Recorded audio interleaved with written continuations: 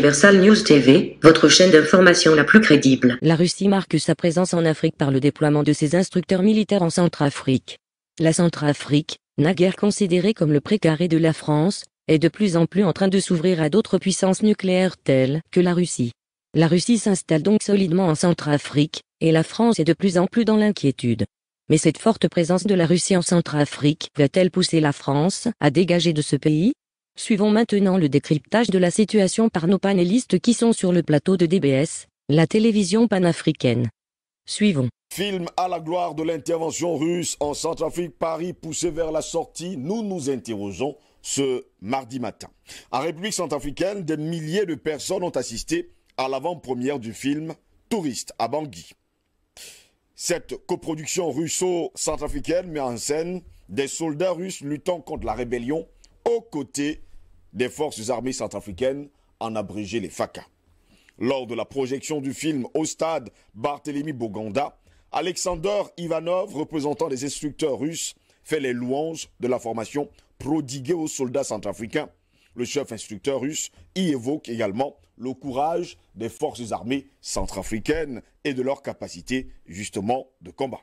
Eh bien, messieurs, cette glorification de l'intervention russe ne plaît pas du tout aux Français. Eh bien, on ne va pas également oublier qu'en mars dernier, eh bien, les experts de l'ONU s'étaient inquiétés d'allégations de violation des droits de l'homme commises par des mercenaires russes en Centrafrique. Des abus présumés faisaient entre autres état d'exécution sommaire de masse, de détention arbitraire et d'actes de torture. On ne va pas également oublier, messieurs, que Radio France Internationale avait pondu un rapport dernièrement, il y a encore quelques semaines, eh bien, faisant état de ce que les soldats russes étaient des mercenaires qui commettaient des exactions et violaient justement de jeunes femmes. Mais on ne va pas également oublier que la semaine dernière, eh bien, un Français, en la personne de Juan Quignolo, a été arrêté en possession d'armes très lourdes et sans oublier des munitions. Mais pour mieux comprendre la situation, messieurs, on va aller regarder ce reportage de nos confrères de la télévision qu'on appelle TV5 et bien sûr, ils en parlent. Regardons ensemble. Vive la RCA, vive nos FACA, vive le président Touadéra, vive Oura la Russie. Applaudissez pour les Russes. Les Russes qui sont nos amis, bien sûr. Venus soutenir leurs partenaires, plusieurs ministres, dont ceux de la communication et de la culture. C'est un hymne au renforcement des liens de coopération et d'amitié entre le peuple de la République centrafricaine et celle de la Fédération de la Russie. L'allié russe a permis de reconquérir progressivement certaines parties du territoire naguère occupées par des forces nuisibles, dont le seul objectif était de déstabiliser les institutions de la République. Des projections se tiendront chaque soir pendant 4 jours. Une opération séduction réussie dans la guerre d'influence que mène la Russie depuis plusieurs années. Vous avez suivi là justement un reportage de TV5 Monde, mais pour mieux comprendre encore, on ne va pas également oublier de dire à nos téléspectateurs que le film a été tourné en langue sango, qui est une langue centrafricaine. Nous allons regarder ensemble la bande-annonce même du film. Et oui, voilà Touriste qui fait le tour du monde et surtout le tour de l'Afrique. On espère justement avoir le film et juste le protéger, hein, surtout le projeter en tout cas sur les chaînes de DBS. Patient Parfum d'Homme, voilà justement où nous en sommes aujourd'hui. Eh bien, notre grande interrogation, est-ce que Paris aujourd'hui est poussé vers la sortie avec justement la sortie de ce film Touriste qui, il faut le dire comme ça, est à la gloire de l'intervention russe du côté de la République centrafricaine. Vraiment, Steve Ngo, c'est très bien ce que ce jeu-là déjà. Je crois que tout le monde monte en puissance et ça fait plaisir de le savoir. Malheureusement, dans une ville comme Douala, on n'a pas de salle de cinéma. La seule salle de cinéma qui existe encore, c'est la salle de M. Bolloré au niveau de Cambrai. Donc, il faut qu'on oublie. le grand public de Douala ne pourra pas voir ce film-là dans les conditions. Si, il y a le cinéma, l'ancien cinéma Le Paradis, ça existe encore. L'ancien cinéma de Paradis, c'est devenu une église, non? Est-ce que non, c'est devenu l'Éden. Ça a ouvert. Alors que les responsables de cette salle de cinéma, parce que tout ça, le Vouri et toutes les grandes salles ont disparu, prennent attache justement avec l'ambassadeur, je crois, de Centrafrique pour préparer une grande projection pour les populations des villes comme Douala et Yaoundé. Je crois que Yaoundé, on a encore la possibilité de voir des films. Sinon, je ne vois pas ni le Centre culturel français, ni le groupe Bolloré projeter ce film. Alors, maintenant, nous sommes en plein dans la guerre médiatique. Paris a déclenché quelque chose, mais elle a oublié l'histoire. Il faut savoir que la révolution soviétique s'est faite en partie au niveau de cette glorification des combattants, j'allais dire d'idéologie de l'Union soviétique à travers le monde. Et le film russe, ce n'est pas parce que Hollywood a pris dessus, a eu ses années de gloire, a vu de très beaux films qui ont été produits. Mais si dans le cas d'espèce, nous assistons à la contre-attaque de la Russie par rapport à la propagande de Paris, depuis que Paris a décidé de déplacer le terrain de la confrontation, parce que sur le plan militaire, ils sont presque totalement défaits. Nous savons aujourd'hui que plus de 70% du territoire centrafricain a été récupéré par les FACA avec l'aide de la Russie. Donc Paris se sentant complètement abandonné sur ce terrain, en attendant de pouvoir préparer une contre-attaque. Et d'où le problème que le Tchad connaît aujourd'hui et d'autres pays autour de la Centrafrique. Paris n'a pas compris que la Russie avait la capacité d'anticipation. La Russie a bien compris bien avant. C'est un très bien joueur d'échecs. Vous connaissez Garry Kasparov. Justement. Anthony Karpov, dont je vous apprends rien. Très grands joueurs mondiaux. Voilà. Donc, ils ont bien compris que la manière dont les choses sont en train d'avancer, très rapidement, Paris va tenter de déplacer le jeu sur le terrain médiatique. Mais ils n'ont pas su que la Russie avait déjà anticipé et était prête à répondre, n'est-ce pas, à cette nouvelle guerre que veut lui imposer la France à travers, n'est-ce pas, ces médias qui écument l'Afrique, qui d'un flot incessant inonde l'Afrique matin, midi, soir, ou même si vous êtes dans votre champ, vous avez RFI et consorts. Non, mais là, ils ont des répondants en face. Et c'est ça qui est intéressant. Mais ce qui est aussi d'autant plus intéressant, c'est de montrer aux Centrafricains l'enjeu central. C'est ça.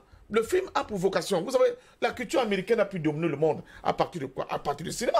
Hollywood avait une place centrale dans l'émergence, dans la volonté des États-Unis d'imposer ce que vous appelez the American way of life à l'ensemble du monde entier. Même nous, on n'a pas pu échapper.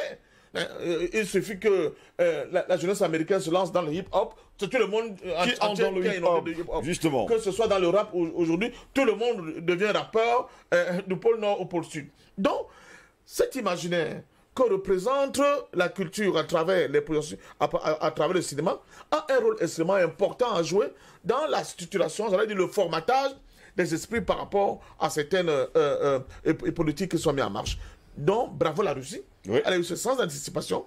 Mais aussi, bravo à M. Touadéra qui a su choisir un allié de taille capable de contrer une fois de plus des velléités, n'est-ce pas, d'expansion, mais surtout de domination à vitam aeternam de la France sur cet espace-là.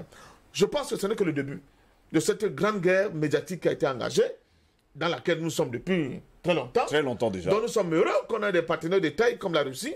Mais j'espère que DBS va finir par projeter dans sa totalité ce film. Si on a le film d'ailleurs. Ah ouais, il faudra vraiment qu'on puisse l'avoir pour nos téléspectateurs. Il faut également que les autorités centrafricaines pensent justement à nous donner le film. Et à nous rencontrer. Je crie ici, je dis attention, il faut aller vers les gens qui vous soutiennent. Souvent même sans contrepartie, comme c'est le cas avec la Centrafrique. Mais ce que nous ne comprenons pas, c'est que ces autorités de ces pays-là, souvent, ils regardent ailleurs. Ils vont voir les gens, en réalité, qui sont financés par l'Occident.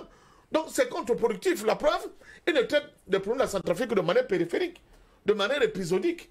Nous sommes là-dedans parce que nous avons compris que ce qui se passe en Centrafrique est déterminant dans la bagarre que nous avons pour récupérer notre souveraineté. Je l'avais dit ici, ça va être l'effet domino. Si la Centrafrique se défait, n'est-ce pas, de ses liens vis-à-vis de la France, je peux vous assurer que tous les autres pays dans le... Melek n'est pas ça, mais dans le prétendu précaré français, c'est comme ça que les Français même l'appellent, vont déclencher ce mouvement-là pour se libérer totalement des affaires de la domination française, avec tous les avatars, la colonisation que nous connaissons. Donc, bravo à la... Mais surtout, les cibles ont été claires. C'est pour la Russie. Parce qu'on peut aussi développer un type de communication au niveau de la Russie pour dire aux Russes, vous voyez, vous souffrez ici, mais votre type-là, il prend du plaisir à aller dans des guerres, dans des contrées éloignées, au nord Kalimantan, alors que nous avons d'autres problèmes ici. Donc, il y a ce premier problème. Rassurer l'opinion interne à la Russie du bienfait de l'optique, n'est-ce pas, de la décision de M. Poutine de venir au secours d'un pays comme la Centrafrique. Oui. Le film est sous-titré en sango. Très bonne chose. Parce que le sango, c'est on peut dire ça, la langue nationale de la Centrafrique. Le français se parle seulement dans des salons feutrés où il y a des gens intelligents avec des belles vestes comme M. Triple A. Mais sinon, l'homme de la rue, il parle sango. Donc, tout le monde comprend.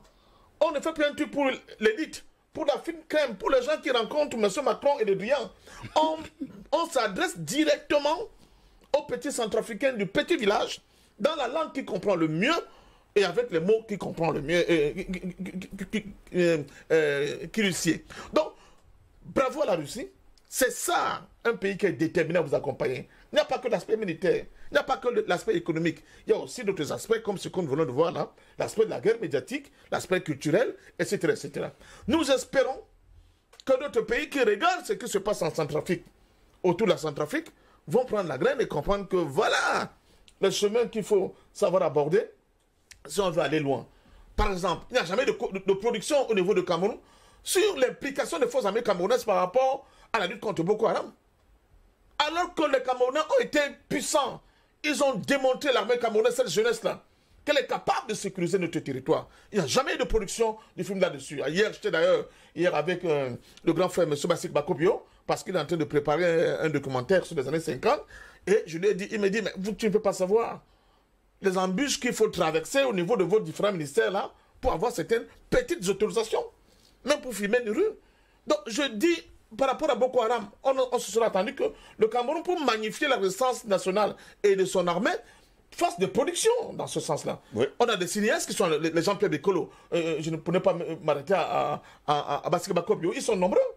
Bon, si on passe, même ce qui se passe dans la zone du Nord-Ouest, pour mieux expliquer les enjeux de la guerre au niveau du Nozo, oui, il fallait qu'on mette à contribution, n'est-ce pas, ces gens-là qui sont... dont on néglige. Je dis, quand vous êtes dans un pays où il y a un peu de salles de cinéma, vous devez comprendre ce qui se passe. Mais ils ont un rôle très important à jouer du point de vue de la communication, du point de vue d'une meilleure perception des enjeux, surtout des engagements de notre État par rapport à ce qui se passe chez nous. Donc, bravo à la Russie, bravo au président Touadéra. Je dis aux gens qui écoutent France Inter et France 24 qu'il n'y aura pas que DBS dans cette bagarre médiatique-là, et la résistance ne fait que commencer. Nous allons monter en puissance, surtout que maintenant nous avons la possibilité d'avoir des alliés comme la Russie dans cette philosophie. Nous allons monter en puissance dans la dénonciation sur le plan médiatique de ce que Paris veut pour faire toujours de la Centrafrique un no man's land, un terrain de jeu où on avait des individus qui avaient des forêts privées pour eux, mais ces individus-là qui n'hésitaient pas de venir prendre Marie-Antoinette pour aller, je ne sais pas, s'encanailler avec elle dans le palais présidentiel en France. Tout ça, c'est terminé aujourd'hui, et bravo à la Russie. Bravo à M. Touadéra. Vous avez le soutien de la jeunesse africaine, vous avez le soutien de tous les Africains dignes qui ont compris enfin que nous disons au monde entier, l'Afrique a sa main tendue. Tout le monde peut venir manger dans cette main-là. Mais l'Afrique n'accepterait plus jamais que après avoir mangé ce que l'Afrique propose, que les gens tentent même de bouffer la main de l'Afrique. Et ça, c'est exclu. Ce n'est plus possible. Donc, une fois de plus, merci à la Russie, merci au président Poutine, merci à cette brillante coopération. Et j'espère, comme je l'ai vu dans le cas de Tchad, on n'en a pas assez parlé, mais ce qui m'a surpris dans le cas tchadien, c'est de voir des jeunes manifestants qui demandent le départ de Barkhane et qui exigent que leur État prenne contact avec la Russie pour venir faire des choses correctement.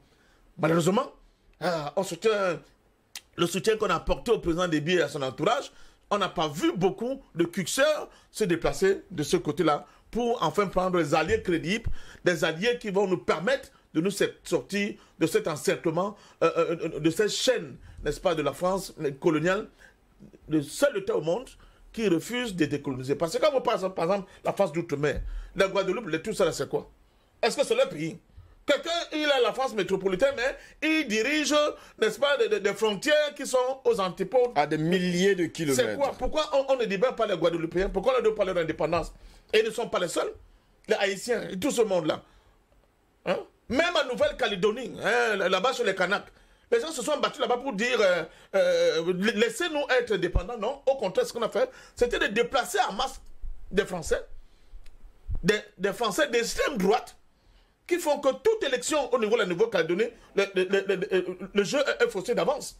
Elle ne serait plus jamais en faveur des indépendantistes qui ont réclamé à corps et à cri l'indépendance de leur pays. Donc, merci vraiment pour cette initiative, mais vraiment j'insiste que DBS, par votre entregent, essaie de prendre contact avec le consulat, au moins de la Centrafrique, j'espère qu'ils nous écoutent, pour que nous puissions faire cette projection. Ne vous inquiétez surtout pas, sur ce plateau, nous avons d'Alvarez Goudio, nous aurons le temps d'appeler justement et de conseiller, hein, pour que nous puissions avoir le film et surtout le projeter.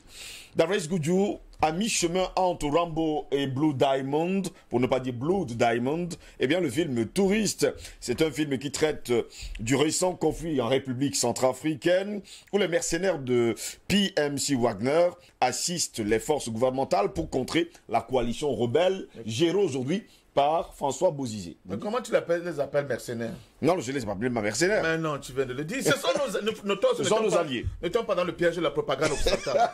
Ne vous inquiétez surtout pas. Des soldats, justement, qui ont pris l'initiative de former les FACA, les forces armées centrafricaines, et aujourd'hui, pour contrer, justement, on va le dire comme ça, les CPC, la coalition des patriotes pour le changement, gérée aujourd'hui par François Bozizé. Une bonne chose? Peut-être que c'est une bonne chose, Steve. Il faut peut-être comprendre, hein, en réalité, cela ne devrait pas beaucoup nous surprendre. Oui. Mais c'est quelque chose à encourager. Vous savez, pratiquement dans tout ce que nous faisons, tous les jours, au niveau de la cellule familiale à la maison, comme sur la scène internationale, les Américains ont compris ça très tôt, les Chinois l'implémentent régulièrement, les Russes aussi. Il y a ce qu'on appelle le hard power et il y a le soft power. Oui. Le hard power, c'est l'ensemble des méthodes force, des menaces, des pressions que l'on utilise pour atteindre un objectif. Oui. Mais à côté de cela, notre ami Pascal Parfait-Dôme évoqué ça tout à l'heure avec Hollywood et les Américains, il y a ce qu'on appelle le soft power. Le soft power, c'est l'ensemble des méthodes non coercitives que l'on utilise pour atteindre un objectif. Soft power, c'est en anglais. Une traduction simple en français, on peut la mettre comme manière douce ou pouvoir doux. En d'autres termes, vous amenez des gens, vous incitez des gens à vous être favorables sans utiliser une arme, sans utiliser la force, sans utiliser la pression. C'est ce que les Américains, c'est ce que les Russes sont en train de faire actuellement ou ont fait avec le film Touriste. En réalité, le film Touriste pouvait être considéré pour nous autres, moi personnellement j'aime particulièrement les documentaires, pouvait avoir une version documentaire. Parce qu'il faut bien comprendre que le film Touriste n'est pas que la propagande, comme l'insinuent certains journaux français du Quai d'Orsay, Le Monde et tout le reste, pour ne pas les citer. Mais c'est un film qui peut avoir un volet historique. Puisqu'en réalité, ça couvre pratiquement depuis une partie du début des indépendances, mais surtout particulièrement à partir de 2003. Donc pas seulement les Touadéra, à partir de 2003, où le président, l'ancien président Bozizé est au pouvoir, et le film souligne bien cela, où l'ancien président est au pouvoir, mais en certain moment, du fait qu'il aurait signé un contrat pour l'exploitation pétrolière avec les Chinois, les Français s'arrangent à le faire partir. En ce moment-là, lui, il a des mouvements qui sont avec lui, il a des mouvements qui sont contre lui, mais en fin de compte, lui, il fuit le pays, il passe par le Cameroun. C'est ce que le film souligne clairement. Après quelques années, il y a le pays qui est dépercé, il y a des groupes armés qui sèment le loi partout. Ensuite, maintenant, il y a un pouvoir de transition, mais surtout, il y a un président qui est démocratiquement élu en la personne du président Touadéra, qui est au pouvoir.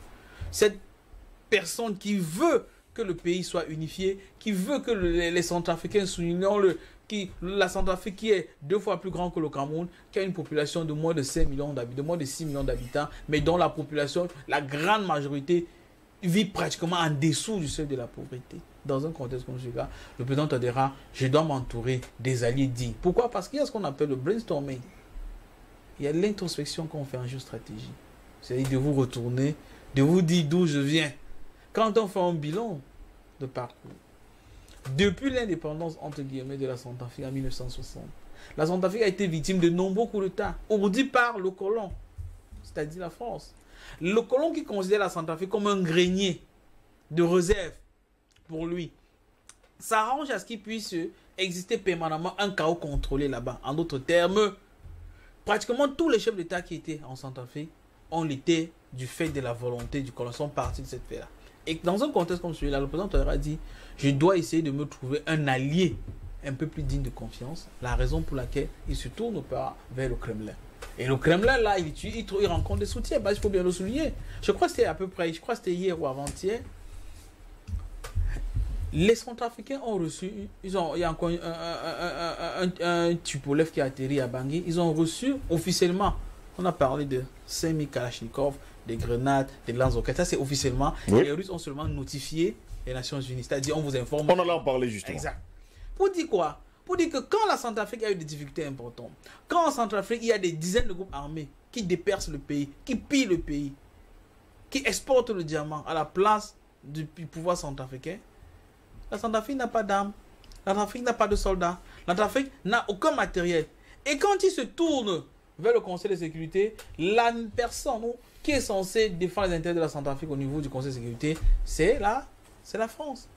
Mais curieusement, la France veut à ce qu'il puisse avoir un embargo. Un embargo sur les armes. Sur les armes. Pendant ce temps, les rebelles sont alimentés en matériel.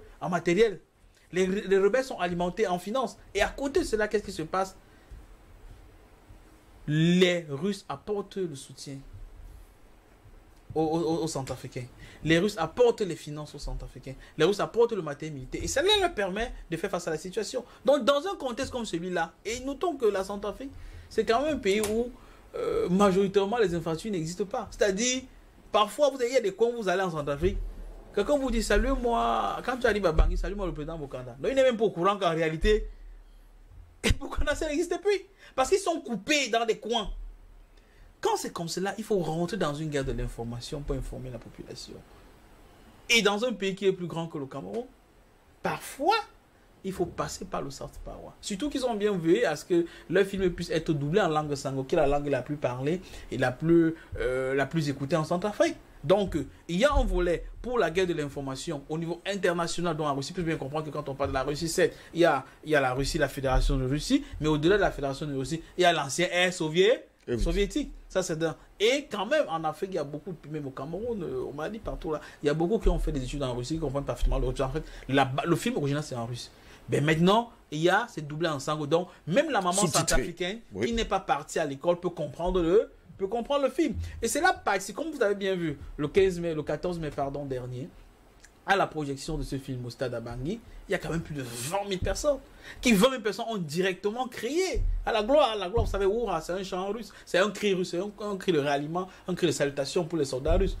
Et c'est pratiquement à la gloire de la Russie. C'est pratiquement à la gloire de la coopération entre la Russie et la RCA. Et directement après la projection du film, l'armée a commencé à avoir les manifestations dans les rues de Bangui pour féliciter les forces armées centrafricaines, pour féliciter la coopération avec la Russie. Et cela ne va pas beaucoup plaire à Paris. Ça ne va pas beaucoup plaire à Paris, mais cela ne peut pas être surprenant. Puisque, comme je l'ai dit un peu plus haut, quelqu'un a fait allusion tout à l'heure. Je ne sais pas si c'était un journal, vous avez fait allusion tant à Ramboka, Blue Diamond, à Blood Diamond, il faut bien comprendre. La plupart, jusqu'à 99% des films à Hollywood sont financés par la CIA. Vous avez, avec Blue Diamond, l'objectif de Blue Diamond a été atteint. Donc, les diamants de sang pour faire... Avec Jimon Nunsu. Oui. C'était un film qui parlait brièvement du Libéria et de la Sierra Leone. Le but était de diaboliser le président Charles Taylor et d'inciter à son arrestation.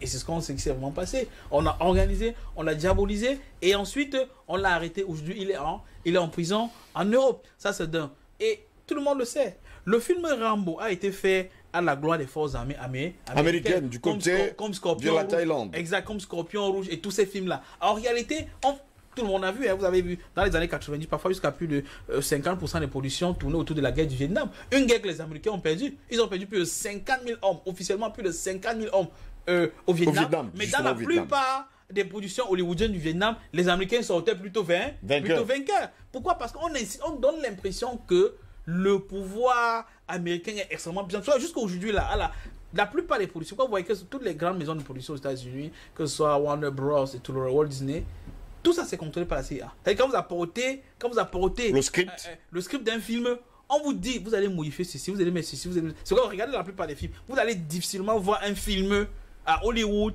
où on parle bien de la Russie, vous verrez toujours, regardez la plupart, l'image que nous avons de la Russie c'est quoi? On a toujours l'impression qu'en Russie il fait froid tout le temps.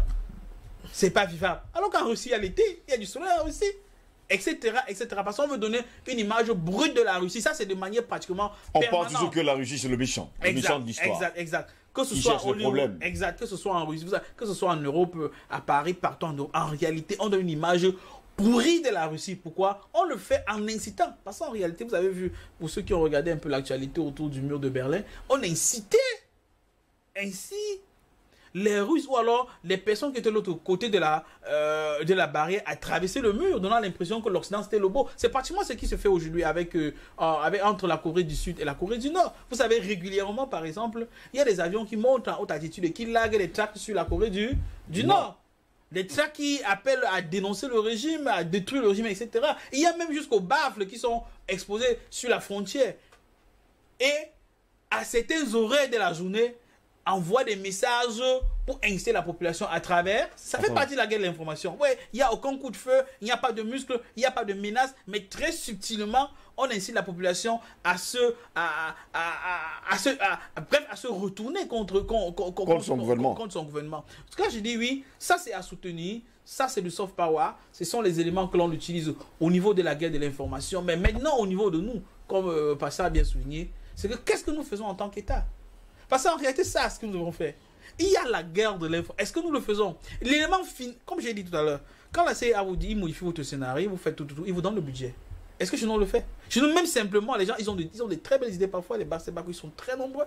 Mais pour leur apporter un petit soutien pour un film, mais ça n'existe pratiquement pas. J'ai dit même le matériel là. Est-ce que vous savez que quand vous regardez les films à Hollywood, la plupart du matériel utilisé, c'est le vrai matériel de l'armée américaine. Il y a un département qui s'occupe de cela, uniquement de cela au Pentagone. Mais ici, vous n'obtiendrez jamais cela.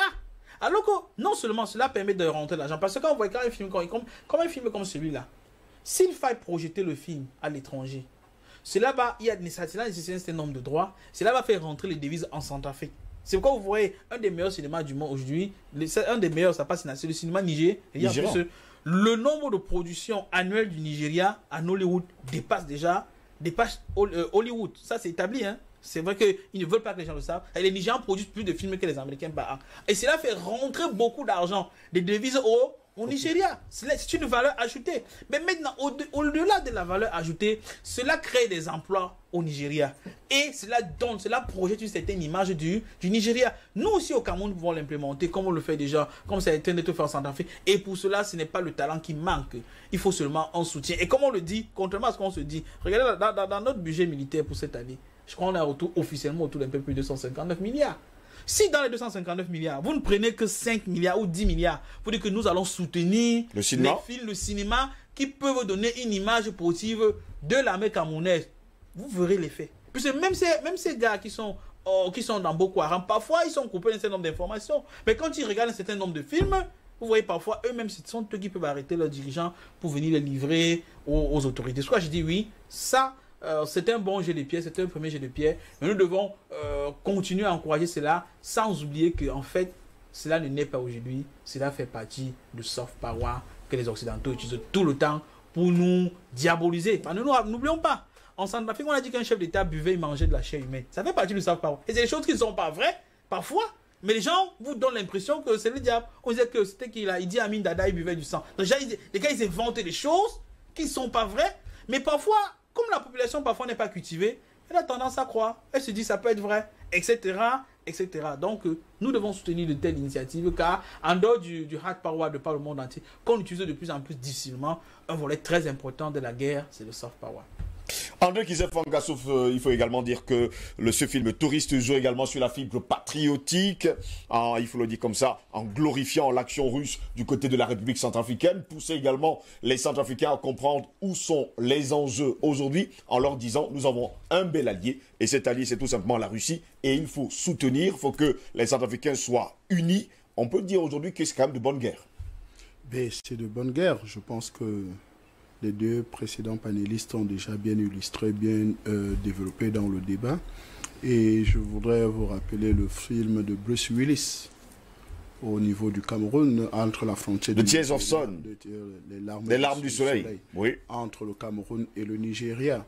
On vous montre comment les Nigériens ne pouvaient pas s'entendre et ils s'entretuaient et tout le reste. Et il fallait que les États-Unis viennent intervenir pour mettre la paix, la sécurité. Et ils venaient pas justement pour ça, ils venaient justement récupérer une sœur. Mais bien sûr. Voilà. La vérité, c'est qu'ils venaient pour sauver les Américains qui étaient sur le sol. Sur place. Vous voyez un peu comment on magnifie l'action des États-Unis, le sauveur, celui qui amène la paix, restaure la paix, qui fait la stabilité et tout le reste. Donc, l'industrie du cinéma... On déclarera justement dans le film que Dieu a quitté l'Afrique. Mais je vais arriver à cela. Donc, quand vous regardez, vous voyez que l'industrie du cinéma est très importante. Et c'est ce que nous avons négligé. Et d'ailleurs, même, nous avons vu comment l'industrie du cinéma a diabolisé la plupart de certains leaders africains. Vous savez qu'il y a plein de leaders africains qui ont été caricaturés par Hollywood, qui ont été présentés par Hollywood comme des dictateurs. On a tourné des films. Et d'ailleurs, même, vous savez que ce qui provoque la guerre en Libye, ou bien qui justifie la guerre en Libye, c'est un faux film qu'on allait tourner à Dubaï, faisant croire que les Libyens étaient dans la rue, étaient en train de manifester contre le Muammar Kadhafi. C'est ça qu'on a projeté.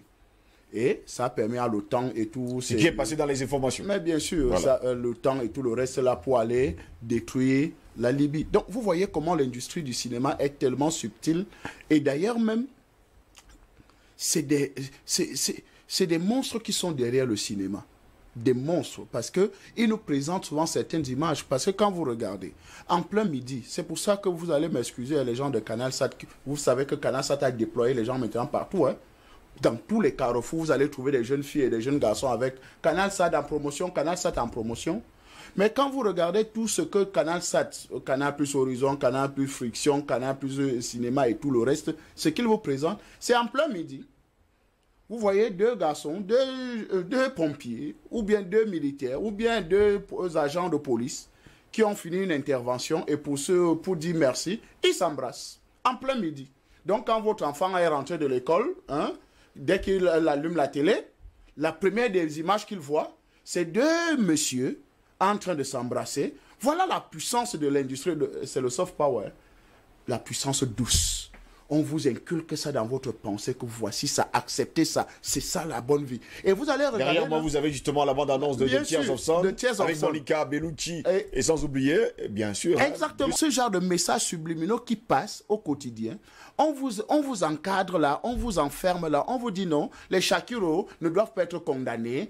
Et les maîtres à l'ISCOM viennent nous mettre en débat que vraiment, voilà, non, c'est des libertés. Vraiment, il ne faut pas que... Non, nous les pasteurs là, il faut l'amour, la tolérance. Dieu nous a appris la tolérance. Mais non, vous ne pouvez pas bousiller le derrière des gens ou bien nous encourager à bousiller le derrière des gens et nous dire que c'est de la liberté. Ce n'est pas possible. Donc, nous devons être cohérents dans ce que nous faisons. Et je pense que la Russie a compris dans ce jeu qu'il faut aussi dire la vérité au travers du cinéma. Il faut présenter de nouvelles images. Il faut dire ce que les autres ne veulent pas dire. La vérité, c'est que la Centrafrique est en train de gagner sa guerre, a gagné sa guerre avec son allié, avec la Russie. Parce qu'aujourd'hui, c'était le chantage, c'était des fausses informations, c'était des choses bizarres. Et quand vous suivez bien le film, on vous retrace presque l'histoire de la Centrafrique. Parce que la vérité, c'est qu'on nous a toujours menti sur la Centrafrique. On nous a toujours dit non. En fait, c'est la réalité de ce que les médias occidentaux veulent. On est incapable. on est incapable de s'entendre, on est capable de vivre ensemble. Il faut forcément l'arrivée du colon, du blanc, ou bien l'intervention française pour toujours permettre que nous puissions être des hommes normaux. Alors que c'est faux. Nous avons vu comment ils ont manipulé Bozizé. C'est eux qui ont chassé Bozizé, et le film le retrace. C'est eux qui ont manipulé Bozizé pour faire le coup d'État. Et il a organisé un semblant d'élection où il a été candidat. Et quand Bozizé a signé des contrats avec la Chine, et il a commencé à avoir quelques rapports avec le Qatar et tout le reste là, la France a dit, mais monsieur, on ne t'a pas mis au pouvoir pour cela. On t'a mis pour venir garder. Vous n'êtes qu'un gardien de nos richesses. Vous savez qu'il y a un principe en Centrafrique.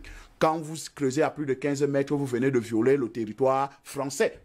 Donc, voilà, on vous a mis comme gardien pour protéger. Donc, tous ces mensonges-là sont révélés dans le film pour leur dire que voici la vérité. Et ça, ce qu'on oublie, c'est que le Cameroun joue aussi un rôle très important dans cette guerre ou bien dans cette coopération avec la Russie et la Centrafrique. Et une information, tous ceux qui sont invités en France, là, au sommet, là, il n'y a qu'un seul chef d'État de la sous-région, de Centrale, là. Sassou Nguesso, le Congolais. Oui. On n'a pas invité Touadéra, on n'a pas invité Ali Bongo, on n'a pas invité Théodore Obiangema Bazogo, on n'a pas invité Fousta Touadéra et le jeune président du Tchad. On ne l'a pas invité. On va dire non, c'est la transition. Alors que Bandao aussi est président de transition au Mali, il est invité. Donc, voyez là la vérité sur notre continent et sur nos différents États. Et donc, quand nous avons des films comme ça, là, nous devons véritablement nous approprier ces films-là pour les projeter au quotidien. Oui, parfait. Il nous faut des salles de cinéma. Il nous faut projeter ce film-là au quotidien. Comme ils ont fait au stade-là. Mais on inaugure Bepanda avec ça. Comme mettre au stade de Bepanda, ce film, on le projette, c'est possible. Et d'ailleurs, l'État centrafricain a demandé à l'État du Cameroun de l'offrir les stades pour jouer ces matchs, je crois, de qualification. Que ça soit aussi une occasion, si l'État du Cameroun permet, qu'ils puissent venir jouer leur compétition aussi, que ça soit aussi une occasion de projeter ce genre de film pendant ces moments qui vont venir au Cameroun pour jouer. Parce que la vérité, c'est que si nous ne nous approprions pas de notre histoire, nous allons mourir comme des bêtes. C'est pour ça que Bruce Willis pouvait nous dire dans son film que non, Dieu a quitté l'Afrique. Non, Dieu n'a pas quitté l'Afrique. Elle a perdu ses repères et elle essaye de se rattraper au travers du cinéma pour imposer sa façon de vivre, sa façon de penser. Aujourd'hui, nous avons du répondant avec cet allié russe qui nous dit voilà cette histoire de la Centrafrique, nous la mettons en cinéma pour dire aux Africains que voici la réalité de votre pays, Centrafricains, voici la réalité de votre pays. Et nous aussi, nous devons nous approprier cette histoire parce qu'elle peut servir de la Centrafrique, elle peut servir le Cameroun, elle peut servir la Guinée équatoriale, elle peut servir tout le monde. Albert Anatola, ici, il est vrai aujourd'hui sur le continent africain que les informations qu'ont souvent reçues les Africains sur le continent, c'est souvent des informations qui viennent des médias mainstream, de fausses informations. Aujourd'hui, on a un bon allié qui est sûrement la Russie, qui peut nous apporter plutôt d'autres choses plus belles encore. On va pas également oublier de dire qu'il y avait plus de 20 000 personnes au stade Barthélémy Boganda pour vivre en live justement la projection de ce film. La Russie est-il devenu aujourd'hui le nouvel allié que doivent embrasser justement les autres États africains? Ils ont défié le Covid. Oui, disons que je vais commencer par la fin de votre question pour ce qui concerne les informations qui sont servies au public. Oui. Même quand il s'agit des médias africains, on doit pouvoir avoir un esprit critique. L'esprit critique ne doit pas seulement concerner les informations qui nous viennent des médias mainstream. Oui. Parce que même sur le continent africain, nous avons des médias qui ne sont pas crédibles. Et lorsque vous avez une information qui vous est donnée, il faut avoir, j'allais dire, l'intelligence d'aller la vérifier. C'est ça l'esprit critique. Je voulais revenir sur l'élément qui nous a été présenté tantôt par la réalisation. J'ai 3 grilles de lecture. Une grille de lecture géopolitique, géostratégique et historique. Pour ce qui concerne l'aspect géopolitique, naturellement, je crois que c'est l'objectif même du film. C'est-à-dire que vous avez un pays qui est colonisé depuis, parce qu'on ne peut pas parler que ce pays est souverain, à partir du moment où vous avez un individu d'une puissance étrangère qui peut venir faire de ce pays son laboratoire d'expérimentation de toutes les armes, des armes qui sont plus utilisables là-bas, de venir affamer la population, bref. Et que quelque temps après, il y a une autre puissance, il y a un nouveau président qui arrive, eh bien, il choisit, n'est-ce pas, le bilatéralisme. Et dans ce choix géopolitique, il y a une autre puissance qui arrive et change de paradigme. Permet à ce pays-là de changer de paradigme sur le plan du moins sécuritaire, parce qu'on ne sait pas encore au niveau des enjeux économiques, pas proprement parler. Naturellement, et là je prends les éléments de langage de l'ambassadeur de Russie, oui, qui nous indique que en quelques mois, pratiquement plus de la moitié du territoire centrafricain a été récupéré. Plus de 110%. Oui, je suis aussi à dire, plus de 110%. N'est-ce pas, de la partie du territoire national centrafricain a été récupérée entre les mains des rebelles. Donc, je crois que lorsque vous avez ce genre de bilan, je crois que ça ne peut être qu'éloquent et encourageant. Parce que lorsque vous mettez à titre comparatif, vous allez constater que Sangaré a été longtemps présent de ce côté-là, on n'a pas vu les résultats satisfaisants, on a plutôt vu d'autres choses qui se passaient, les affaires de mœurs, quand c'était pas le pillage, n'est-ce pas, des ressources naturelles de la Centrafrique ou les coups d'État permanents, il faut changer de casting. Donc, je crois qu'aujourd'hui, vous avez également, et ça c'est encore un aspect majeur qui est visible, vous avez désormais un pays qui est doté d'une armée de ce nom, ce qui n'était pas le cas avant. Vous avez une armée qui est professionnelle, qui est entraînée, qui a une logistique assez conséquente, ce qui est quand même paradoxal, parce que pour l'ancien qui était là avant, là je n'ai pas de Paris qui était là avant, vous ne pouvez pas avoir un pays que vous considérez comme étant un pays ami, qui est en guerre contre une rébellion, que vous armez, et qui sollicite, dont l'armée sollicite, n'est-ce pas, la levée d'un embargo. Vous proposez plus ou moins le renforcement, n'est-ce pas, de la logistique de cette MINUSCA qui n'est pas capable d'apporter la réponse attendue depuis des années. Donc, alors que de l'autre côté, vous avez la Russie qui demande de lever l'embargo pour permettre à l'armée d'avoir une logistique militaire conséquente. Donc, je pense qu'aujourd'hui, lorsque j'ai fait ces lectures géopolitiques, ça montre à souhait que la Russie est en train de faire, c'est que Paris n'a pas pu faire, et que véritablement, et visiblement, Paris ne compte plus rien du côté de Centrafrique. Nous l'avons dit dans le cas de cette tribune, et c'est vrai. Paris n'a plus aucune influence d'abord de ce côté-là. Paris ne compte plus rien de ce côté-là.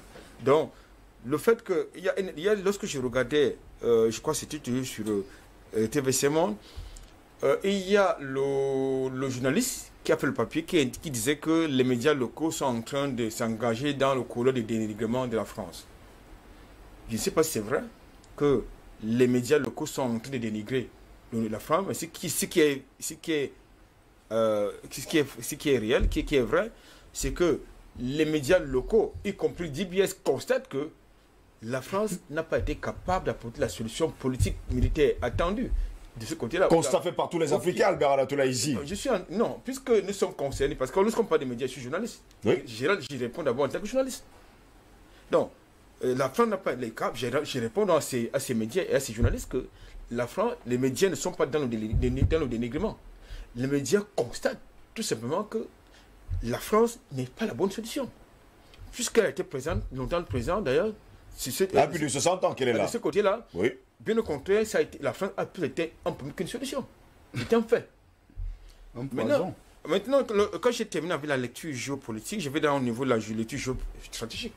Naturellement, nous constatons justement qu'aujourd'hui, la position, la place de la présidente de la Russie du côté de la Centrafrique est véritablement entrée dans la rupture que nous souhaitons de tous nos voeux. C'est-à-dire qu'aujourd'hui, Touadéra a de manière, j'allais dire solennelle, fixé le cap, indiqué que désormais, voici son allié, voilà où il va. C'est aussi clair que ça. Ça dit que désormais, on peut, Paris c'est en second plan, désormais l'interlocuteur le plus, je veux dire, fondamental le premier interlocuteur de la Centrafrique, c'est la Russie. Mais en même temps. Donc Paris c'est terminé aujourd'hui. Je pense que je vais dire que ça c'est, je dis bien c'est ce film. C'est un signe fort. C'est une preuve éloquente. C'est une preuve très éloquente que Paris c'est terminé. Paris c'est terminé. Mais en même temps, je ne voudrais pas être très enthousiaste. Parce que je voudrais relativiser mon enthousiasme pour indiquer que oui, on a besoin dans le contexte actuel. Parce qu'il faut contextualiser la situation. Dans le contexte actuel, la Russie est une alternative. Que ce soit en Centrafrique ou ailleurs. C'est une alternative à la France. Ça, il faut le savoir. C'est une parenthèse. Ce que vous voyez actuellement, c'est du côté de Paris, justement, est la preuve, justement, que Paris est en difficulté. Que la France n'est plus crédible. Que c'est un très mauvais interlocuteur, un mauvais partenaire. C'est également un fait. Ce n'est pas de la manipulation, de la désinformation, de dénigrement. Non, c'est un fait.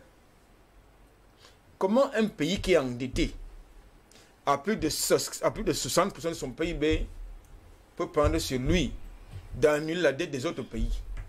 Il va aller prendre l'argent où? Pour faire fonctionner son économie, pour payer, n'est-ce pas, ses chômeurs et tout ce que vous voulez. Nous sommes là dans l'enfumage. Dans l'enfumage diplomatique. Donc, quand nous ne sommes pas dans une sorte de marketing politique, parce qu'il s'agit de ça, c'est-à-dire que maintenant que ça devient un peu plus compliqué au niveau de l'espace francophone, notamment au niveau de la sous-région Afrique centrale, oui, avec la masse critique qui prend de plus en plus d'ampleur, il faut donc aller chercher d'autres espaces, des pays lusophones, arabophones, anglophones, disons comme ça. Donc, je crois qu'aujourd'hui, sur le plan stratégique, il est établi, c'est un fait que la Russie, c'est pour l'instant le meilleur, peut être le meilleur interlocuteur pour la Centrafrique. Maintenant, sur les éléments historiques, comme j'ai convoqué, c'est vrai que le film ne peut pas remonter, ne peut pas aller au-delà des éléments historiques. On serait en droit d'exiger, ou peut-être on serait en droit d'attendre. Je crois que le film La Russie plante le décor au moment où, justement, les instructeurs russes arrivent en Centrafrique pour dire, voilà, naturellement, vous avez été habitués au coup d'État, aux rébellions. Oui. Maintenant, on vous apporte la stabilité parce qu'il s'agit de ça. Parce que la Centrafrique est le pays des coups d'État. Au même titre que le Mali, c'est le pays des coups d'État. Donc, je crois qu'aujourd'hui, sur le plan historique, il faut donc archiver cela dans un film. C'est tout à l'honneur, n'est-ce pas? D'abord des Centrafricains. Oui. Parce qu'aujourd'hui, je crois que c'est là le travail que nous faisons, de sensibilisation, de conscientisation que nous faisons. Il était important. J'allais dire, que les Centrafricains comprennent où est l'enjeu. Parce que beaucoup ont commencé à croire, comme dans le contexte africain, nous avons nos habitudes, justement, d'adhésion idéologique. C'est-à-dire parce que M. Bozizé est peut-être Bassa, et il faut, même s'il pose des actes qui ne sont pas nobles, on doit s'allier à lui. Non. Je crois qu'aujourd'hui, les Centrafricains ont compris que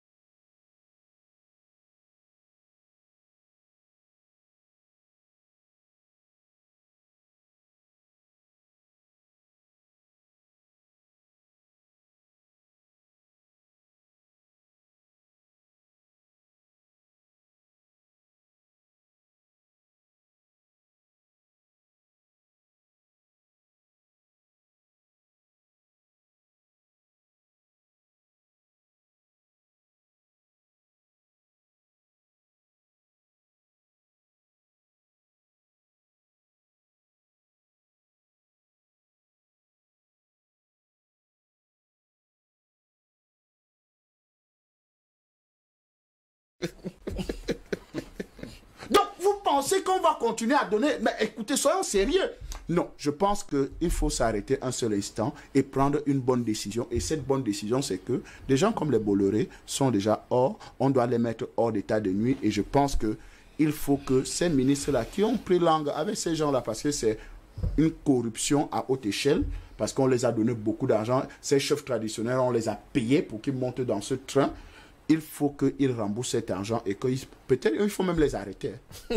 On ne peut pas continuer à valider de l'imposture. On ne peut pas continuer à donner notre bénédiction à ce genre de comportement. Non, ça doit s'arrêter. Donc aujourd'hui, la France est en train de partir. Il faut que nous aussi nous prenions conscience et que nous prenions des positions assez importantes pour que notre développement puisse suivre.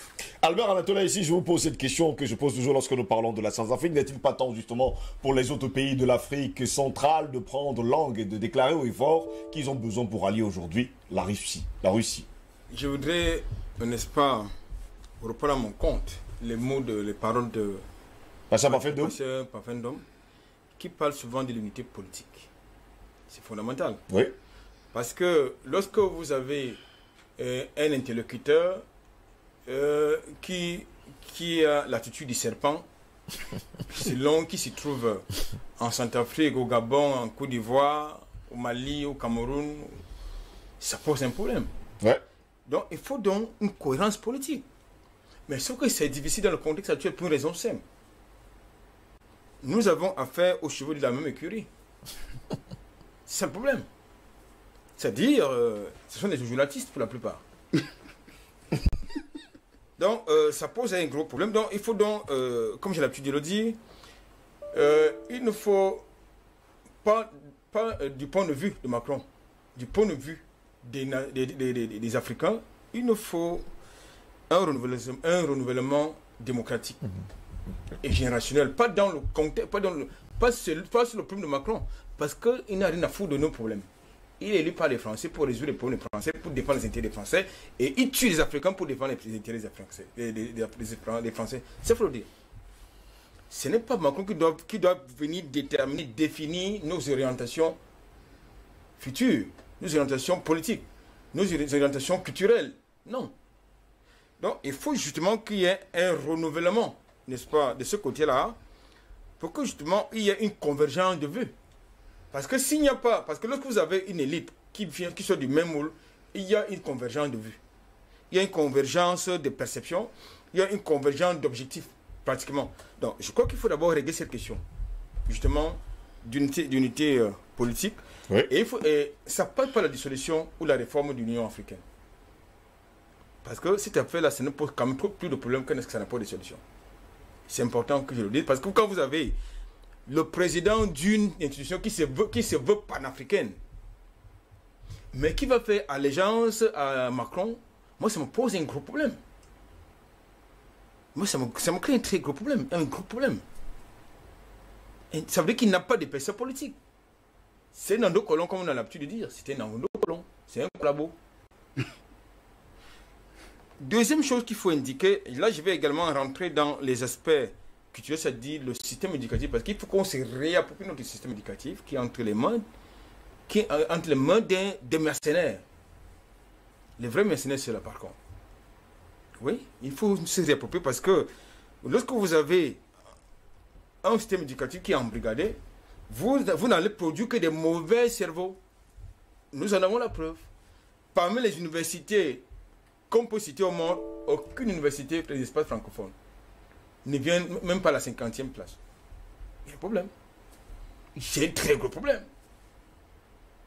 Ça veut dire que nos universités ne remplissent pas les normes qu'il faut. Ça veut dire que les cerveaux qui sont formés là-bas sont des cerveaux médiocres. La troisième chose et qui est fondamentale, il va falloir une réappropriation même de la cellule familiale. C'est une parenthèse. Hier, j'étais travaillé quelque part dans un cyber. J'ai été scandalisé de voir les enfants, des gamins de 12 ans télécharger des films pornographiques dans les cyber. C'est-à-dire qu'ils achètent les sessions d'1 heure, 2 heures pour télécharger des films pornographiques. je me demande à qui incombe la responsabilité. Ça pose quand même problème. C'est un très gros problème. Je crois que il va donc falloir que la démocratie qu'on a amenée dans les établissements scolaires, on la récupère un peu pour amener l'autocratie dans l'établissement scolaire, parce que c'est fondamental pour former nos enfants.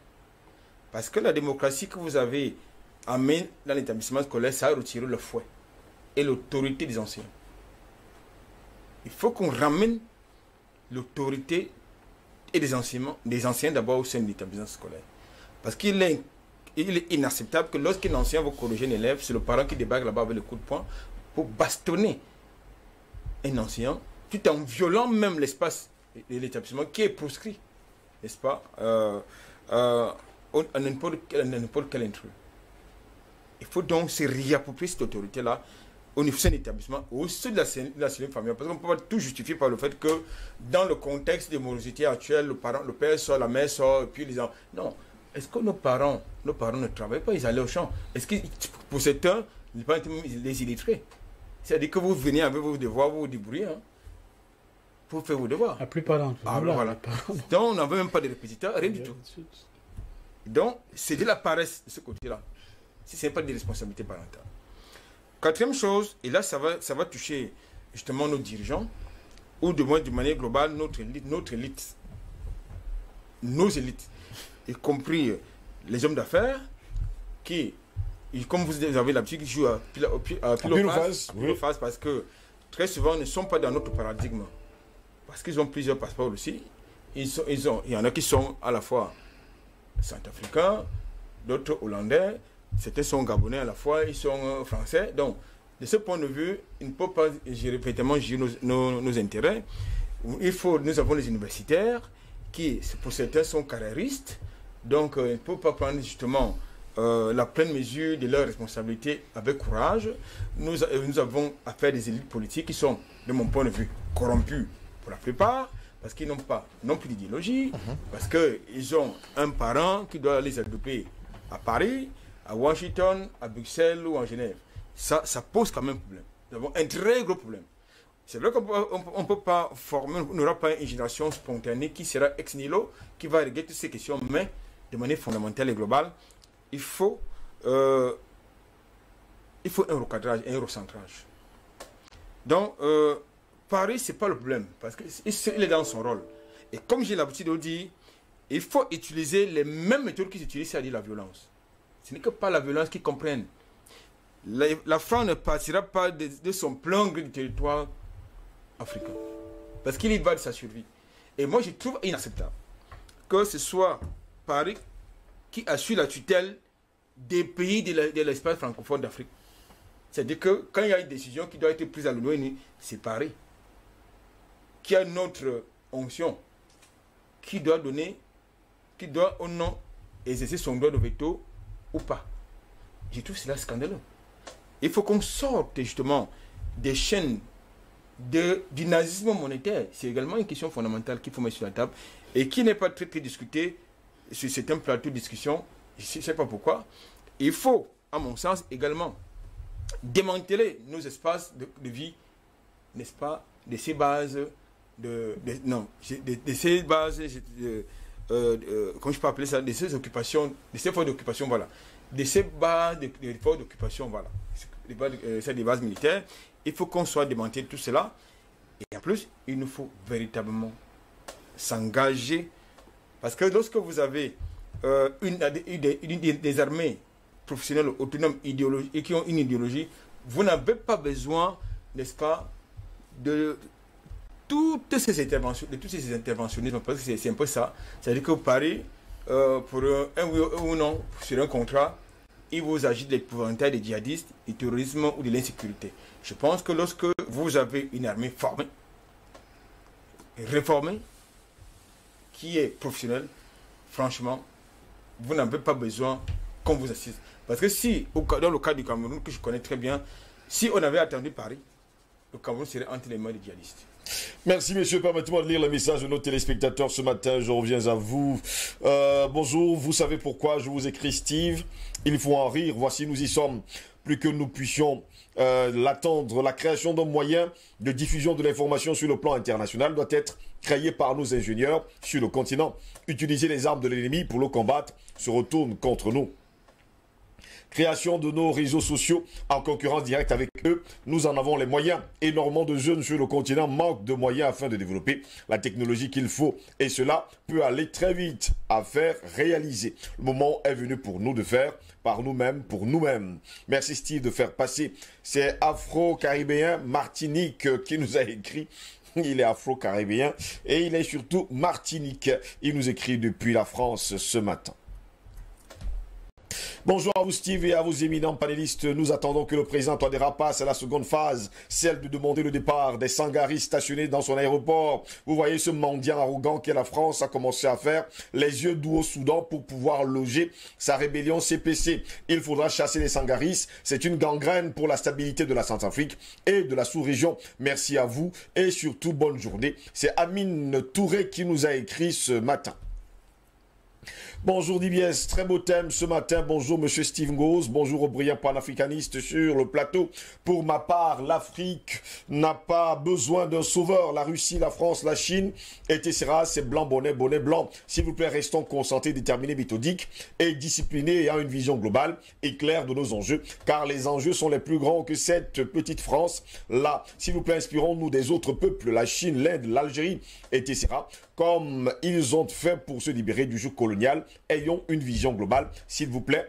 Où est Monsieur Paul est là? Comment se porte sa maman? Roland de Makepe, ici même à Douala. En passant, mes petits frères veulent que je prenne le bouquet Canal, mais je refuse, car sur le bouquet, il n'y a ni DBS, ni d'autres chaînes de télévision. Merci à vous également. Bonjour Monsieur Ngos, bonjour le panel. Monsieur Ngos, si nous sommes des vrais esclaves des champs, nous devons abandonner les prénoms des Français. Les langues camerounaises sont très riches en vocabulaire. La France est en train de mordre la poussière. Publiquement en République centrafricaine. Vive la bonne coopération. RCA Russie, c'est Ndjok qui nous écrit depuis Yassa, ici même à Douala. Il va falloir justement qu'on change de nom. En ce moment-là, il faut changer également l'acte de naissance. Ça va pas être facile. Bonjour DBS, tout finit par finir. En tout cas, c'est ce que la personne écrit. La vérité sort et ça sortira. Reste béni, Pasteur David depuis le Togo, qui nous a écrit ce matin. Merci également à vous, Pasteur David, depuis le Togo. Oui, Paris est poussé vers la sortie, mais le succès de la Centrafrique dépend du soutien que ses voisins d'Afrique centrale peuvent lui apporter. Si nous sommes unis, la France ne trouvera pas la faille pour retrouver le poil de la bête. C'est Joseph Owono qui nous écrit depuis le Gbaba, ici même à Douala. En tout cas, de ce côté-là, DBS est revenu. Pasteur Mafendo. Finalement, c'est une bonne chose. C'est une bonne chose. Et finalement, on leur a remis DBS. Bonjour mon frère Steve et à toute la grande famille de DBS à matinale. Big up à nos prières panélistes. C'est Thomson Eran qui nous écrit depuis Bédia à Douala. Pour la thématique de ce matin, je dis sans vergogne que le pays qui pratique la politique basée sur le nazisme généralisé est sorti depuis de l'Afrique centrale qui était considérée comme son précaré. La France a été rejetée par les Africains et vomi par les Africains depuis que la charte de l'impérialisme, qui était un document trop secret, oui justement trop secret, avait été dévoilé au peuple qui ne comprenait pas pourquoi l'Afrique, aussi riche que tous les autres continents, piétine et crève de faim. Vous convenez avec moi que personne n'accepterait manger ces vomis. Sûr, cette France sera chassée jusqu'à son dernier retranchement et après, elle aura des comptes à rendre pour tout le mal qu'elle a fait aux Africains. Même la Côte d'Ivoire et le Sénégal, qui sont les deux pays où Macron dirige avec le téléphone rouge, va bientôt avoir des leaders qui vont inverser la tendance pour servir le peuple souverain africain. Je me rappelle des mots du martyr africain Thomas Sankara, qui disait, je cite, « Vaut mieux avancer d'un pas avec mon peuple que d'avancer de 1000 pas tout seul. » Voilà la sagesse africaine que devraient copier tous ceux qui aspirent à gérer nos nations. Honte à tous les traîtres encore appelés en deux colons, qui tuent, pillent, permettent au leucoderme de violer, piétiner l'Afrique pour empêcher son réveil. Mais le panafricanisme a déjà pris corps, plus rien ne nous arrêtera. L'Afrique est bénie par Dieu depuis la création de l'univers. Soyez aussi bénis, vous qui êtes sur le plateau. C'est Thompson et Howe depuis Bédi, ici même à Douala. C'est un fidèle téléspectateur. Encore des messages. Bonjour DBS. Il n'y a pas de son pour l'émission matinale sur Facebook. On l'a su, nous également, vous nous avez écrit. Bonjour Steve, un président qui aime son peuple veut le libérer de la chaîne de la domination de la nation diabolique, la France. Touadéra est venu mettre en lumière que les dirigeants africains qui perdurent au pouvoir sans décider de mouiller le maillot, comme Touadéra, qui a été pragmatique dans son choix d'être opérationnel en prenant des mesures pour sa sécurité et avec les Russes. Bonne journée à vous. Bonne journée à vous également. Et merci de nous avoir écrit. Bonjour DBS et chers panélistes, alerte, alerte, alerte. La France n'ayant plus la possibilité au Tchad, elle prépare une base au Soudan pour contre-attaquer plus tard la Centrafrique, que les Centrafricains soient aux aguets pour contrecarrer les actes malicieux de la France qui veut annuler la dette du Soudan. Et n'oublions pas que le Soudan a une frontière avec la Centrafrique. Depuis le Bénin, je suis Oru Adjé. Orouadjé. Merci à vous également qui nous regardez depuis le Bénin. Bonjour Monsieur Goss, encore une très belle émission, très riche et bien détaillée. Félicitations à DBS TV. Je trouve juste que Monsieur Christophe Fanga joue trop avec son téléphone quand ses collègues ont la parole. Durant toute la prise de parole de Monsieur Ndom et d'Alvaris, il était scotché. Mais attendez, vous n'allez pas l'accuser. C'est quand même grave. Ce n'est pas nouveau, c'est dans beaucoup d'émissions le cas. Ce serait bien pour le respect de ses collègues qu'ils se reprennent. Merci et bonne journée à tous. Facebook a coupé le son. On vous attend plus. Après la prise de parole de 3A, vraiment, faut essayer aussi le direct avec YouTube. Merci à vous également de nous le dire. C'est une personne qui nous écrit depuis l'Allemagne ce matin. Là encore, comme d'habitude, Facebook nous a fait le one-man show. Good morning, Steve. The release of this movie will help Central Africans and other Africans to understand the power of knowing the correct information about your country. Please, it will good that one day you put a term on Palestine-Israel crisis for arm with voilà, je pense que for arm with Parfendom on view of that crisis is a new dawn for Africa emancipation is at hand. Blessed day to Pastor Fangas, Albert Atol, Aïssi, Parfendom and Dalvaris. Apostle Nelson Achou, qui nous écrit depuis Bonaberry, lui également, fidèle téléspectateur. Bonjour DBS, bonjour le plateau, merci pour la conscientisation du peuple et de la jeunesse africaine. Quand on attend une antenne de DBS en Côte d'Ivoire pour identifier la jeunesse. Steve, où est passé Paul-Ella Traoré depuis Marseille? Steve, il n'y a plus de son, la censure a commencé. Bonjour la censure, à vous également. Oui, merci également à vous Traoré, ne vous inquiétez pas. Paul-Ella était un peu occupé avec sa maman qui était malade, mais il sera de retour cette semaine. Ne vous inquiétez surtout pas. Bonjour à tous sur le plateau, Steve, je suis doublement fier d'être africaine ce matin. Il fallait y penser rien qu'à voir la bande-annonce. Je l'adore déjà ce film. J'attends seulement la projection du film sur DBS. Vraiment chapeau bas à la République centrafricaine et à son allié la Russie. Vivement qu'au Cameroun on fasse aussi un film de cette envergure qui mettra en valeur nos forces armées. Bon début de semaine à tous. C'est Eden Tsungi qui nous a écrit ce matin. Voilà un morceau choisi pour DBS. Ma joie sera de voir cette vidéo diffusée pour votre chaîne, la chaîne du peuple. Écoutez attentivement ce que dit ce juif français. Merci à vous également. Vous êtes nombreux déjà à nous envoyer des vidéos. Bonjour Monsieur Ngoss, ainsi que les panélistes bien garnis depuis que les Français sont en RCA. C'est toute une histoire de vol violent. Et Bouakar depuis Batié au Burkina Faso. Voilà. On vous comprend parfaitement. Bonjour Monsieur Ngossi, à tous vos panélistes. Je pense à mon niveau que ce film a plusieurs rôles. En premier lieu, il montre aux jeunes centrafricains que les choses ont changé et que la liberté est proche.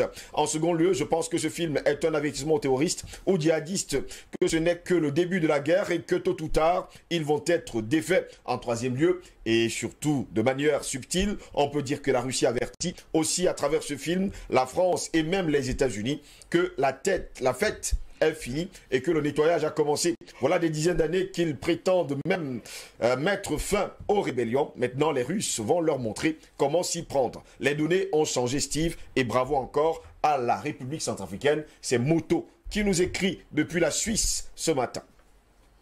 Bonjour, la RCA passe du joug de la France pour le joug russe parce que l'Afrique a plus de valeur aux yeux des puissances mondiales qu'à ses propres yeux. Ce qui intéresse certains, c'est de se libérer de la France, quitte à s'allier à n'importe qui pourvu que la France s'en aille. Notre continent est un pion dont se joue la Russie, V6 USA.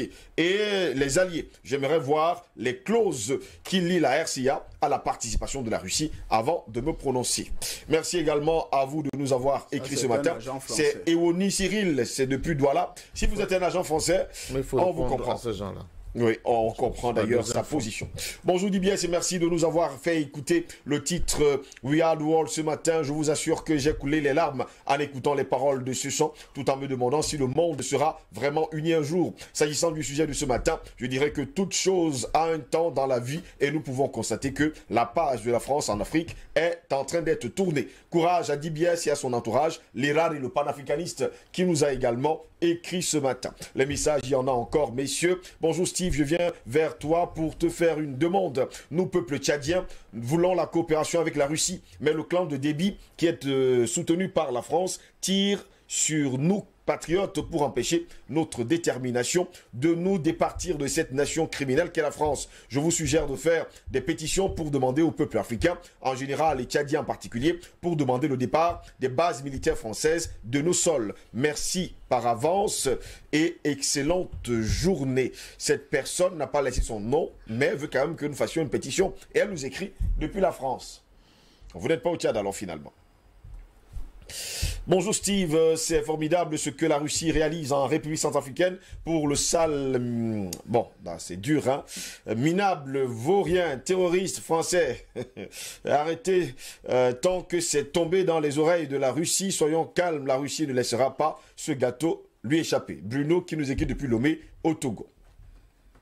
Terminons avec un dernier message, messieurs, parce qu'il y en a tellement. Bonjour à tous, je pense qu'il y a quelque chose qui se passe et que nous ignorons peut-être la nouvelle définition des frontières entre l'Europe et l'Afrique. Une frontière qui partirait de la frontière Sénégal-Mauritanie, qui coupe le Mali, le Niger, le Tchad, le Soudan, jusqu'à la frontière Éthiopie et Érythrée. Peut-être vous pouvez faire des recherches qui pourraient aboutir à une émission et sensibilisation. Merci, des recherches qui pourraient justement nous permettre de comprendre. Merci également à vous de nous avoir écrit ce matin. Des messages, il y en a encore ce matin, mais je ne pourrai pas les lire tous. Je vais prendre un dernier pour faire plaisir. Bonjour Steve Ngo, si bon réveil matinal. Excusez-moi de ne pas être dans la thématique de ce matin, mais juste une sonnette d'alarme. Steve Ngo, président Badakani, Parfendome, Christelle Fanga, Dr Melek, 3A, etc. Je ne sais pas si vous êtes au courant que depuis près de 5 jours, voire plus, UBA, Cameroun est en train de vouloir un coup d'état scientifique dans notre pays, un soulèvement qui se prépare par tous les clients particuliers adhérents de la banque. À cause de ce que UBA Cameroun a été suspendu de près de 5 mois, dont l'octroi des prêts n'existe plus et il n'informe pas les clients de la suspension. Et UBA, par ses agents commerciaux, continue de faire rêver les clients avec leurs produits de 84 mois. Les gens viennent en masse, souscrivent des prêts pour réaliser leurs rêves. Plus tard, il n'y a pas d'argent. Les clients tels que moi sont pris en otage, démissionnés pour une autre banque. Eh bien, c'est une interrogation. Il va falloir avoir au moins l'ancienneté pour essayer d'entrer en possession d'un prêt. L'assaut sera lancé bientôt. Si l'État camerounais ne prend pas ce dossier en main, on est fatigué. Allez vérifier en menant vos enquêtes, car je compte sur vous pour informer l'opinion publique nationale et surtout international. Messieurs, nous commençons à sortir de cette autre édition de DBS Matin, mais pour mieux comprendre et surtout pour ceux qui ne nous ont pas écoutés depuis le début, nous allons retransmettre encore la bande-annonce et surtout commençons déjà par la bande-annonce, il faut le dire comme ça, de ce film touriste qui fait le tour du monde aujourd'hui et qui aujourd'hui commence à déranger du côté de la France. Vive la RCA, vive nos FACA, vive le président Touadéra, vive Oura, la Russie. Applaudissez pour les Russes. Les Russes qui sont nos amis, bien sûr. Venus soutenir leurs partenaires, plusieurs ministres, dont ceux de la communication et de la culture. C'est un hymne au renforcement des liens de coopération et d'amitié entre le peuple de la République centrafricaine et celle de la Fédération de la Russie. L'allié russe a permis de reconquérir progressivement certaines parties du territoire naguère occupées par des forces nuisibles dont le seul objectif était de déstabiliser les institutions de la République. Des projections se tiendront chaque soir pendant 4 jours. Une opération séduction réussie dans la guerre d'influence que mène la Russie depuis plusieurs années. Touriste, le film qui fait fureur, qui a été tourné entièrement et totalement du côté de la République centrafricaine et qui, il faut le dire comme ça, est à la gloire justement de la coalition entre, pour ne pas dire des liens d'amitié, entre la Russie et la République centrafricaine. Messieurs, nous sortons de cette autre édition de DBS Matin. Adresse Goudjou, votre mot de fin. Juste vous féliciter le travail que vous faites. C'est un bon travail de conscientisation malgré les difficultés. Je suis l'occasion pour dire que vous avez la possibilité d'aller sur les réseaux sociaux autres. Telegram, c'est un très grand réseau social russe. Il y a plein de réseaux sociaux sur lesquels beaucoup de personnes sont en train de migrer ces derniers temps. Donc si Facebook continue à faire, il y a des choix qui se présentent. La particularité de Telegram, c'est que vous pouvez avoir des groupes parfois à 300 000 membres. C'est-à-dire beaucoup de personnes peuvent être là, c'est pas les petits de 250 personnes. 300 000 membres, vous avez une chaîne même sur Telegram. Et des gens peuvent ne pas être soumis à ce type de difficultés. De désagréments. André Kisselfanga, merci à vous également d'avoir été là ce matin. Vous avez votre mot de fin. Oui, je voudrais dire au revoir au bleu, blanc, rouge. Au revoir, c'est terminé. Parce que le mensonge peut emprunter l'ascenseur et la vérité prendre l'escalier. La vérité arrive toujours en premier. Merci à vous, André Kisselfanga. Passez à fin d'homme. Merci pour cette émission. Mais je pense que de temps en temps, il faut recourir à l'histoire pour expliquer des évidences à nos téléspectateurs. J'ai entendu quelqu'un dire l'Afrique est devenue un terrain de ping-pong. On veut partir de maître français pour aller au maître russe. Il ne connaît pas l'histoire, même du monde de notre continent. La Chine de Mao a pu se libérer grâce à l'Union soviétique. L'Algérie a pu se libérer grâce à l'Union soviétique. Le canal de Suez appartient de nouveau à l'Égypte grâce à l'Union soviétique. L'Angola a pu gagner sa guerre contre le Portugal grâce à l'Union soviétique. Je peux continuer. Les exemples sont mais est-ce que ces pays-là appartiennent pas appartiennent à la Russie? Non. Ce sont les Européens qui ont un problème avec la colonisation. Les Russes, ce n'est pas ça le problème. Les Russes, c'est des valeurs humaines basées sur leur idéologie qui voudraient un autre monde. Mais ce sont les Occidentaux qui veulent d'un monde ou d'un côté. Il y a ceux qui dirigent le monde et de l'autre côté, ceux qui doivent subir.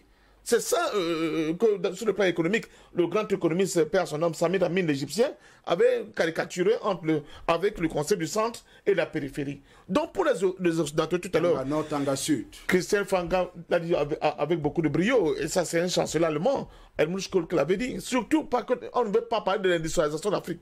Il ne faut surtout pas que l'Afrique s'industrialise. Or, les chaînes de valeur quand les économistes nous expliquent souvent ici, comment vous allez faire pour vous en sortir si vous ne pouvez pas vous industrialiser? J'ai montré le stade là, depuis que la France est là, avec le pillage du diamant, avec le pillage de la forêt, avec le pillage de l'or, de toutes les richesses que possède la Centrafrique, même leur construire un petit stade comme un don, même ça ils sont incapables de faire. Donc je dis faites attention, il ne faut pas qu'on tombe sur la propagande occidental qui dit « Ah, vous êtes content, mais c'est que vous oubliez, c'est que la Russie veut prendre pied chez vous pour jouer le même rôle que la France a joué. » Non, non, non, non, on ne tombera pas sur ce piège-là. De toute façon, nous connaissons très bien le démon français. Nous l'avons vu à l'œuvre sur notre continent et ailleurs.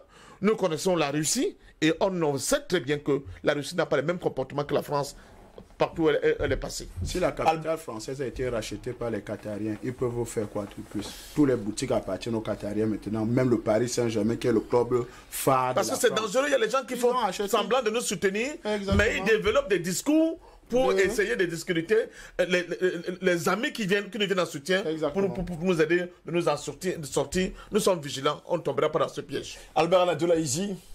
Ben, écoutez, il y a deux événements majeurs. Il y a un qui se déroule actuellement du côté de Paris, cette fameuse conférence internationale pour le Soudan, qui vise à annuler les dettes et relancer les économies africaines, ce qui est paradoxal, parce que l'Afrique est riche. Il ne sait pas si l'Afrique a besoin que son économie soit relancée, sur le temps que ces pays qui ont la prétention de vouloir relancer son économie sont en crise. Donc, il s'agit de la poudre de Pelimpim, comme d'habitude. Donc, ça a d'autres enjeux que tout le monde, que nous connaissons. Et certainement, nous allons organiser une thématique là-dessus. Donc, c'est une campagne marketing pour M. Macron qui a d'autres projets qui contre la Centrafrique également, qui ne sont pas d'ailleurs très nobles pour le continent africain, dans la perspective du sommet France-Afrique qui est annoncé en octobre 2021. Donc, je pense qu'ils vont multiplier des concepts avec le soutien de nos frères du Conseil présidentiel pour l'Afrique. Donc, il faut être vigilant. Dans tous les cas, l'Afrique aux Africains. Messieurs, je vous dis merci d'avoir été là ce matin pour cette autre édition de DBS Matin. Merci à vous, André Kieselvanga. Docteur Dalvaris Goudiou, merci d'avoir été là. Patient Parfendome, Albert Anatola ici. Merci à l'équipe technique qui nous a accompagnés tout au long de cette édition. Merci à la direction générale. Merci à vous qui nous suiviez justement à la maison. Merci également à vous qui nous suiviez sur les réseaux sociaux, précisément sur Facebook. Malheureusement, le son a été coupé. Et tout ça, on dit bonjour à la censure. Madame, messieurs, c'est ici que s'achève cette autre édition de DBS Matin. Il faut dire que la Russie a multiplié ses engagements bilatéraux en Centrafrique avec des livraisons d'armes et des initiatives diplomatiques. Des engagements qui ont pour but d'aider à la stabilisation du pays en partie occupé par des groupes rebelles. Ici, Christine Muriel, pour Universal News TV. Merci de suivre Universal News TV sur YouTube. Nous vous rassurons que les informations que nous diffusons au quotidien sont suffisamment crédibles. Alors, n'hésitez pas à liker la vidéo si elle vous plaît, et si vous êtes nouveau sur la chaîne. N'oubliez pas de vous abonner et d'activer la cloche de notification pour ne pas rater nos prochaines vidéos.